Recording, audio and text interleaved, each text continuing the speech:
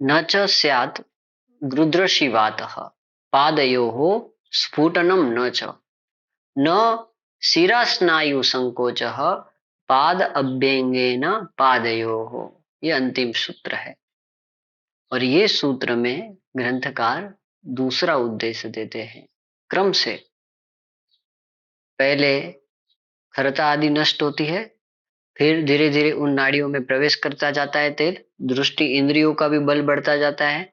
फिर उससे भी सूक्ष्म सूक्ष्म स्रोतों में जब तेल का प्रवाह जाता है, वो अंदर की तरफ गति करता है, जैसे जैसे बल बढ़ाता है, तो ग्रंथकार बताते हैं कि ऐसे व्यक्ति ने गृध्रशीवात नहीं होता है। गृध्रशीवात यानी कि जो आज के समय में हम साइटिका, कमर में दर्द, लुम्बर स्पाइन, सर्वाइकल, ये जितनी भी व्याधियां हैं, अर्थराइटिस है ना, डीजनरेटिव अर्थराइटिस है, और डिस्क प्रोलेप्स है, स्लिप डिस्क है, ये जितने भी है डीजनरेटिव में है, जितने भी प्रकार की ये सभी व्याधियां हैं, स्पाइनल की डिसीज है, सर्वाइकल स्पॉन्डिलाइटिस है ना, पक्षाघात है, ये सभी में पक्षाघात यानी कि पैरालिटिक डिसीज है, शिरा स्नायु संकोचन न च, न शिरा स्नायु संकोचन यानी कि समग्र देह को जो पकड़ के रखने वाले वायमान भावों को प्रवाहित करने वाले जो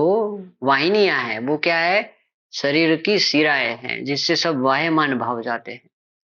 तो शिराओं के अंदर और स्नायु की जो सिकुड़न है, ये बंद हो जाती है, और परिणाम क्या आता है कि जो शरीर के पोष्य भाव है वो अन्य अन्य स्रोतों में नहीं जा पाते हैं, रस का परिणमन दूसरी धातुओं में नहीं हो पाता है।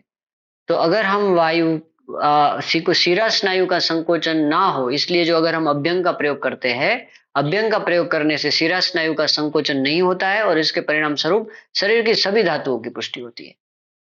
दूसरा, स्फुटन नहीं हो जाती, फटते नहीं है हाथ पैर, उसमें स्फुटन नहीं होता है। ये सभी प्रकार के महत्वपूर्ण कार्य और फायदे किससे होते हैं, अभ्यंग करने से। कैसे, नित्य अभ्यंग का अभ्यास जैसे जैसे बढ़ाते जाते हो, क्रमशः प्रथम चरण, द्वितीय चरण, तृतीय चरण, चतुर्थे ना, ये सभी प्रकार के कार्य विशिष्ट रूप से प्रभाव शरीर के अंदर देते जाते हैं।